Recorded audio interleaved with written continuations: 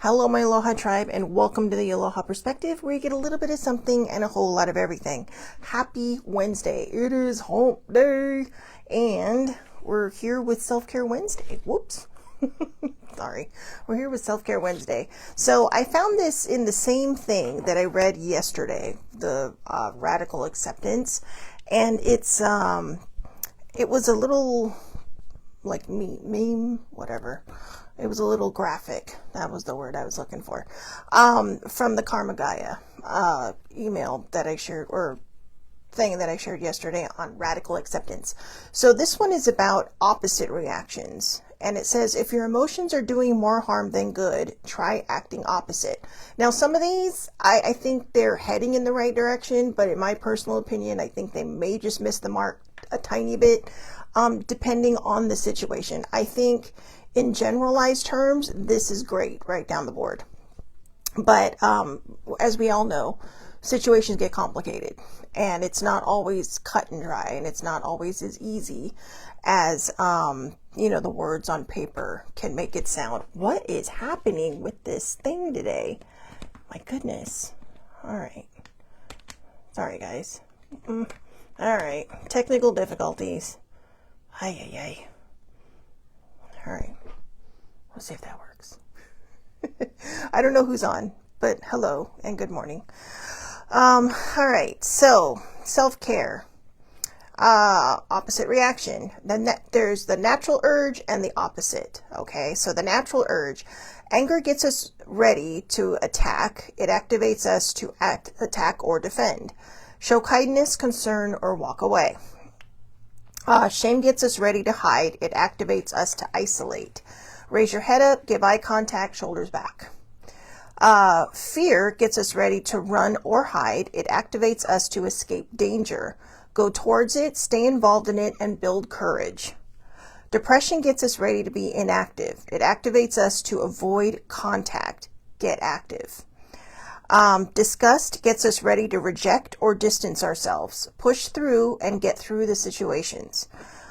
Guilt gets us ready to repair violations. It activates us to forgive, apologize, and mean what we say. So I want to go through this because, as you can see, on a cut and dry level, yeah, it's great. But on a more complicated level, it gets more complicated. It's not as cut and dry, excuse me, or as easy as it makes it sound. And I think that's the point, right? Because, like with radical acceptance that we talked about yesterday, it's not a one-time achievement. It is a daily practice. So I know there are people who are sometimes quick to anger. There are people who feel guilty about everything. There are people who are afraid of everything. There are people who are disgusted by everything. There are people who get depressed. And there are people who feel shame over a lot of different things. And these are a lot of things that if you brought them through with you from your past, that you just need to leave behind. All right. You have to decide, is the shame yours? Is it yours to hold on to? Was it given to you in a myriad of different ways? And if it's something that you did not have control over, we have to ask ourselves why we feel ashamed about these things. Now, on the surface level, these are great. And I get where they're coming from. And again, these are just my opinions. You may think, you may hear these things and go, well, I don't understand what your problem is because it's great. And it's like, yeah, it might be, but not for everybody. Because I know that if it hits me sideways, it's going to hit other people sideways as well. And not in a bad way, because these are all great examples of how we react with our natural urge versus what we can do. And, we come from, an ancestry way in the back days, right? Way in the way back days. My brain, from the way back days, right? Where it's fight or flight. And, not everybody is in that middle where it's kind of like, but we're there now. We're in this, these arrows are fight or flight, right? It's the decision that you get to make now. So there's fight or flight. So fight or flight. And we're in the middle now. We don't, we're not fighting weird saber-tooth animals. We're not, out there having that tribe mentality where, we have to stick together as a group, because if we don't, we're all going to die. And, we don't migrate together anymore. Most of us just stay in the same place for a very long time. So we're different. We've evolved. Okay, we've evolved. We've evolved into big communities where people do have some autonomy. It's not just like, ooh, stick together and we won't die. Because, that is fear, but it's also fight or flight, because everybody had their position. You had your warriors, you had your hunters, you had your, your people that took care of everything in the village. But we've moved into a whole different evolution now, where we don't necessarily have to depend on these natural instincts to get us through the day. We just have to sit there and go, okay, we have to stop and think. It's not a situation where, well, most situations are not where you have to think, right in that moment. Sometimes we have time. Okay. Now, I'm not talking about extreme situations here. I'm just talking about, oh, my friend pissed me off and now I'm angry at her or him or them. We're talking about those simple situations. Not simple, but simple. All right. Simpler than saying, oh my God, what do I do? That whole graphic said to do this, but somebody is carjacking me. No. Okay. That is fight or flight. You have to protect yourself in that situation, and whatever it calls for, even if it means giving up your assets, do it, because your life is more important than material things that can be replaced. So yeah. All right. I guess we're back into that phase now where every time I hit play on the camera, my nose starts running. So the natural urge. So again, natural urge, anger gets us ready to attack. It activates us to attack or defend, show kindness, concern, or walk away. If you started out in a discussion and it's gone a little bit sideways, just sometimes agreeing to disagree may be your best bet. It may be your best out, because, agreeing to disagree is going to be a lot healthier for you than fighting with someone, than either feeling shame or disgust or guilt later. All right. Sometimes it's radical acceptance, right? We're not here to change other people. Sometimes we just have to realize that, they're going to have to figure it out on their own. Or maybe we do. Maybe we're the one in the wrong. So we have to figure it out, on our own. So yeah.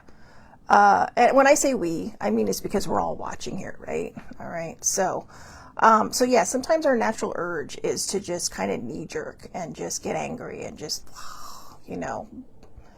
blow our minds in a bad way by just saying, oh, and then you start spewing, especially if you're a hurt person that hurts people, right? But you don't realize it, or you're one of those people that pushes things down and then it pops up later. And like I said, it's not the initial reason why you pushed it down, but it's going to come up and sprinkle itself everywhere, and not always in the best ways. So, your natural urge sometimes is to get angry and to attack or defend. Again, sometimes you just have to figure out if you can talk it down, and if you can't, and I don't mean talk it down like, well, just calm down. I don't know. In the history of the word calm down, I have never seen it work, except on me once. Well, a couple times. Older sibling is the only person in this entire world that can tell me to calm down, and I calm down. Everybody else, no. If somebody else tries to tell me to calm down, I'm going to lose my shit. And I know I shouldn't, but this is what we're talking about, right? Your natural urge. Because a lot of times when people tell you to calm down, they're the ones who started it. And then they're like, well, just calm down. And it's like, really? So you riled me up and then you want me to calm down? But older sibling usually rides in like, the cowboy at the white hat and just says, okay, relax, just breathe, calm down. So I know you see me breathing here. So anyways, show kindness, concern, or walk away. Those are your best options if it's going sideways. Yeah, even Sammy. LOL, never tell me to calm down. I mean, serious, okay? It might, now I don't know about guys, okay? Because sometimes I think guys can say that to each other, but I know in the history of women, calm down has never worked. And it's usually the women telling other women to calm down. So she's like, eh. But anyway, moving on. All right. Shame. Shame gets us ready to hide. It activates us to isolate. So raise your head up, give eye contact, and put your shoulders back. Shoulders back. Stand tall. What it's saying is stand tall. You have no reason to be ashamed. All right? If you've done something, apologize for it. All right? If you've done something bad that you feel guilty about, or actually we're going to get there at the bottom, but apologize for it. All right? But if you are carrying shame that is not your shame, if you were carrying something that somebody gave to you by violating you in some way, that's not your shame. That's theirs. And they may not hold it and they may not carry it, but it's time for you to let it go. And I know it seems easier said than done, but, and it probably is, because it took me a while to release my own shame. But one of the ways that I really kind of, did that fantastic leap over that hurdle was by saying, this isn't mine to carry. Not anymore. I carried it for far too long and it's not my shame to carry. All right. So fear gets us ready to run or hide. It activates us to escape danger. Now this one, go towards it, stay involved in it, and build courage. Now, I don't think they mean if you see somebody robbing a bank, run at it. No, no. Okay. You preserve your life. All right. Call 911 and go hide somewhere, because people who are robbing banks generally have guns and you do not want to die. All right. Today is not a good day to die. So go, but now when it says fear though, I think it's talking about us in general. What are you afraid of accomplishing? What are you afraid of moving forward with in your life?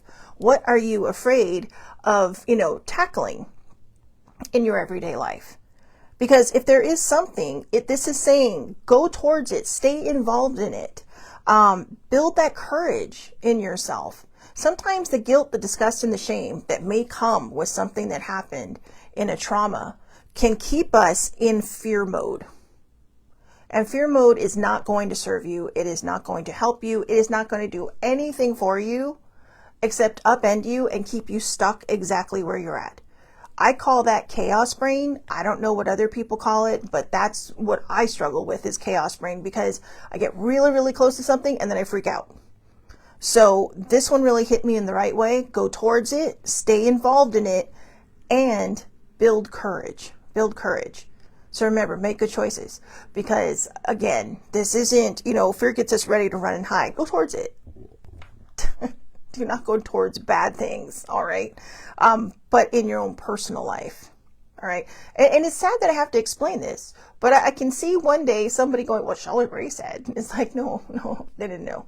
So, I mean, sometimes we're going to have that instinct. I can't tell you what to do when it comes to that. Oh, hold on.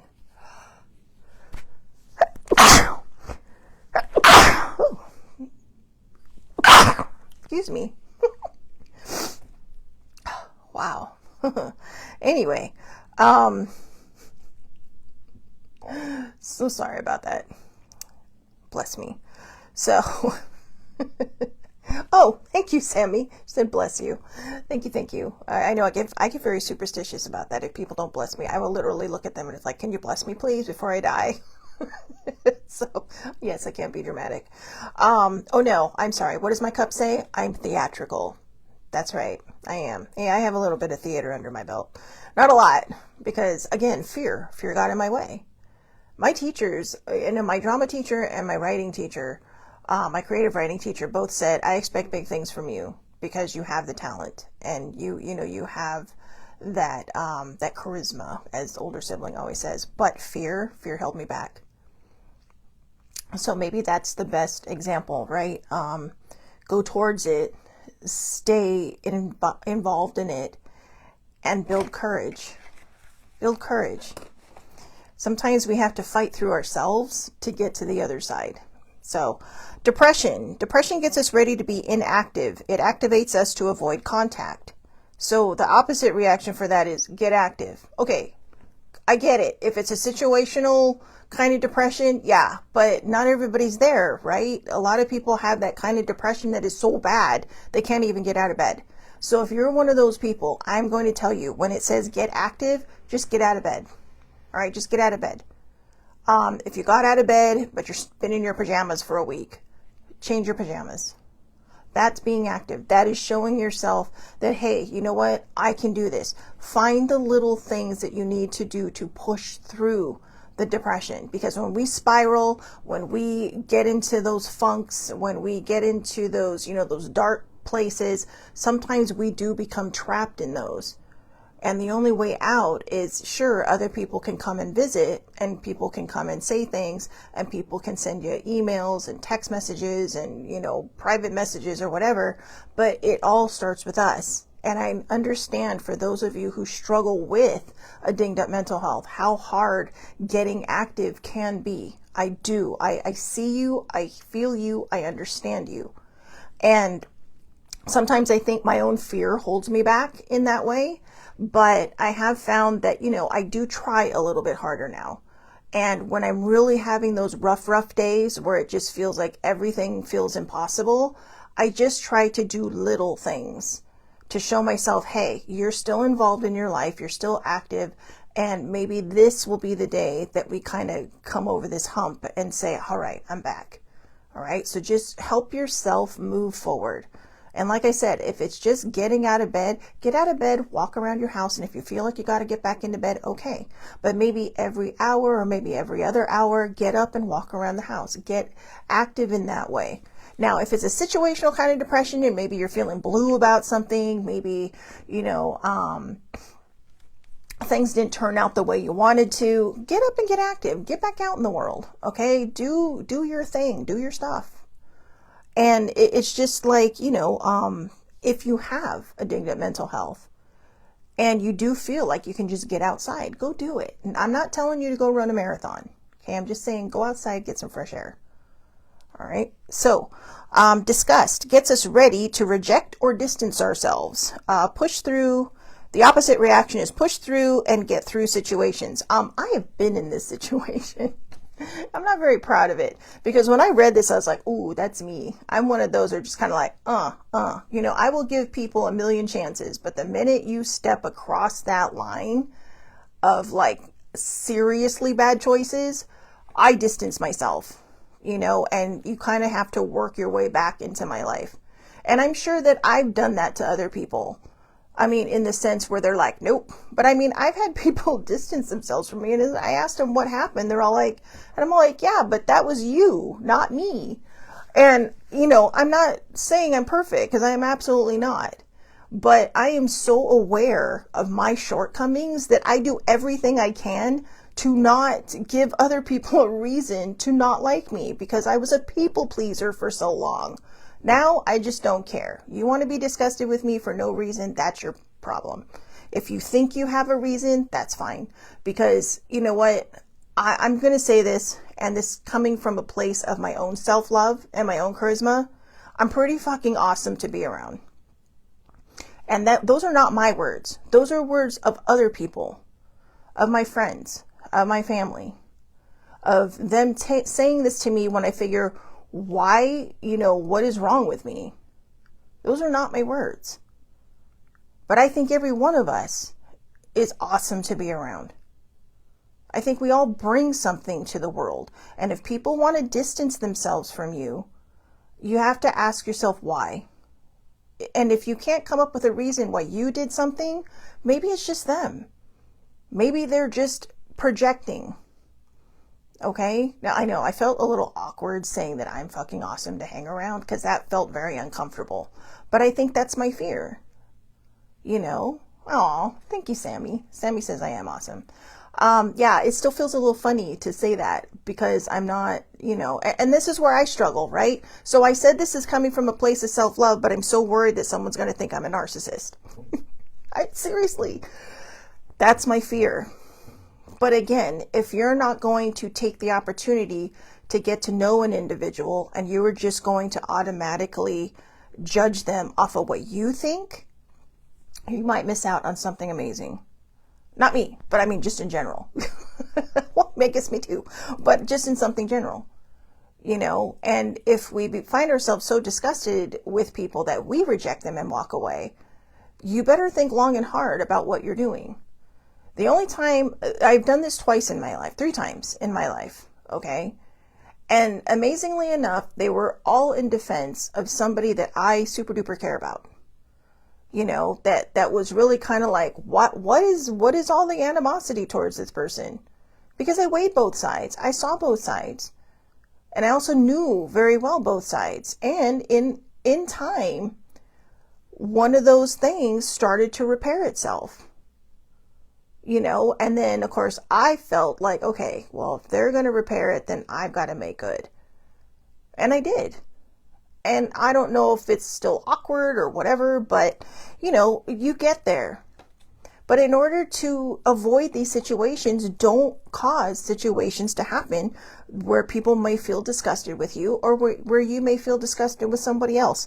I think this is good for me too, because I do. Sometimes you're just like, nope, I'm done. And I'm kind of in this phase in my life where it's like, whatever, but I might be a little hasty in that. So I think sometimes just kind of like go with the flow. Just go with the flow. Seriously. So push through and get through those situations. Go with the flow.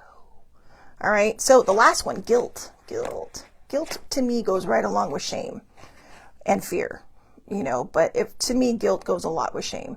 So this one says, guilt gets us ready to repair violations. It activates us to forgive, apologize, and mean what we say. So you know what? Sometimes we feel guilty about things, though. There are people in this world that feel guilty about things that they do not need to apologize for. I didn't wake up older sibling this morning, so I'm going to just tell you, she is one of these people. I mean, if a pin drops out of a little, those little pin cushions, she will apologize. Okay? If you drop a glass, she will say sorry. I know. If she sees this later, she is going to kick my butt. But it's true. Her stepmother, all right, this is years ago, and I'm just as bad, she printed an article for us about why we should not always apologize. And she gave it to older sibling, and she says, but that's for both of you, because she's like, you're not as bad, but you are. It's kind of like, ooh, in your face. But yeah, so if you're feeling guilty about something because it is you who caused this thing to happen, apologize. And when they say mean what you apologize, an apology is nothing without a changed behavior. And I had to learn that too. All right. So I'm telling you, when we do the Aloha Perspective, when I say my perspective, seriously, Auntie Shelley is saying, I've been there, I've done that. Not in all situations, but 99.9% of the time, the things I'm talking about, been there, done that, probably guilty of it, or am guilty of it, because I was a hurt person that hurt people. And I think by being honest about that, I think it helps other people become honest about that and say, look, you know what, that is me and I need to change. But don't feel shame over it. Don't feel guilt over it. Don't feel fear over it. Don't feel angry over it or disgusted by it. Just change it. Just change it. Because a lot of times when you're a hurt person that hurts people, you are carrying something with you that was never meant for you to carry. And that may not be everybody, but for the traumaed people, yes, it is. And trauma goes in a lot of different directions. It could be, I don't know, you could just be grieving, not just me, but you could be grieving. And it's making you angry because something was taken from you so quickly and so abruptly that it upended you. And because it upended you, you get up and you're more like this, then how can I fix this? How can I move forward? Remember, we cannot fix other people, but we can fix ourselves. And I think the best way to get through life is to be our own mechanic, to be, so look at ourselves in the mirror, figure out, where we've gone wrong and fix it. Because we all make choices every day that we may not be happy about or that we may be proud about. And that can vary from day to day. But when we sit there and we shame ourselves over these things, it's not going to be, excuse me, a day-to-day process. It is going to end up being something where you just feel, like it can throw you into a depression. It can throw you into a mood, or it can throw you into a spiral. And then you're working even harder to move past something, excuse me, that a simple apology may have, fixed. So if you are wrong, apologize. But don't be older sibling. Don't be older sibling and apologize for everything if it's not your fault. Okay? If it's not your fault, you do not owe someone an apology. And if they sit there and they do something and say, well, you made me do this. And that's where I think a lot of it comes from. Not from her. She's just a people pleaser. And, I don't know why I'm pointing, but, she's not even here. She's at home. But yeah, I have seen people, and I've done this, but I was usually laughing when I said it. It's like, well, you made me do that. And it's like, how did I make you do it? It's like, I don't know, but you did. So, and then we laugh about it because I'm embarrassed, right? Because I can't believe I just knocked over that glass. And it's kind of like, oh, that was dumb. I knocked over a bottle the other day when I was out having lunch, and, a bottle of water. And all I was trying to do was grab it to pour it into my cup. And I don't even know what happened. But the weird thing is, okay, because I don't know, I feel like maybe this McDonald's was haunted, because not 2 minutes later, these kids were at a table and they were grabbing for the soda, and the soda just tipped over. And they're all sitting there like, well, I thought you did it. No, you did it. And I'm just sitting here like, what is happening in this place? Is there some Ebenezer Scrooge ghost going around and just knocking people's shit over? I don't know. It could have just been the air. All right. It could have just been the environment. It could have just been all of us being clumsy that day. But, I'm not trying to blame something else, because I was just like, but I honestly don't know how it happened, because I wasn't even touching the bottle yet. It just went, so it's just like, what the hell? But it's like, okay, I'll go clean it up. At least it wasn't bad, because my reflexes, thank God, are pretty fast, so I caught it. But anyways, stuff you don't need to know about, all right? But yeah, if you're going to apologize because you've done something, fix the behavior, or the apology does not mean anything. And I don't mean that to sound mean, but a lot of times I think we just use apologies as a get out of jail free card. And that's not how it works. I know, even Sammy, Mickey D's has a poltergeist. It legit does, I'm telling you. So, I mean, look, if it just happened, okay, so we're done talking about the natural urges and the opposite reactions. We're going a little supernatural here for a second.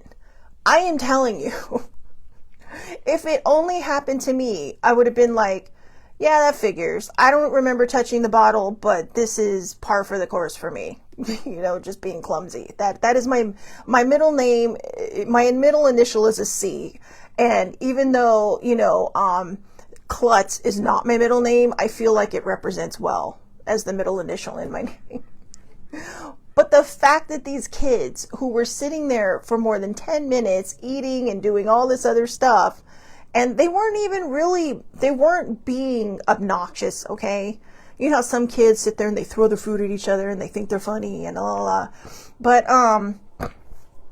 even the kid said, well, you did that. And he's like, I didn't even touch it. He's like, well, I didn't touch it. He's like, so how did it happen? So, but I will say this, all right? They all got together to help clean it up. So I was like, if their mom was here, they'd be so proud, or their moms.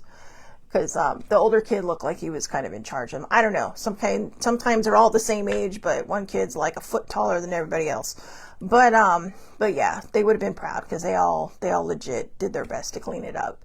But yeah, I'm with you, Sammy. All right, this McDonald's has a poltergeist, because this is not the first time this shit has happened to me there. Oh, I got one more McDonald's story. So, years ago, on my very first trip to Disney World with the siblings, Sissy Joe, an older sibling, we'd had a long flight. Actually, I think it was our second trip. No, I don't know, whatever. One of our trips to Disney World, years ago, we we stopped in a McDonald's because we were so exhausted from the whole day. And we hadn't gotten to Disney World yet, but we flew in the day before, and then we went to the Space Center and did all this stuff. And on the day that we were heading to our actual place, we were like, okay. And we stopped at McDonald's because we were all just too exhausted. And older sibling says, oh wait, they forgot my barbecue sauce. And it's like, okay. So we pulled over. And Sissy Joe and I were sitting in the car, and all of a sudden, older sibling comes back, and she's pale. I mean, pale. Like the color had left her face.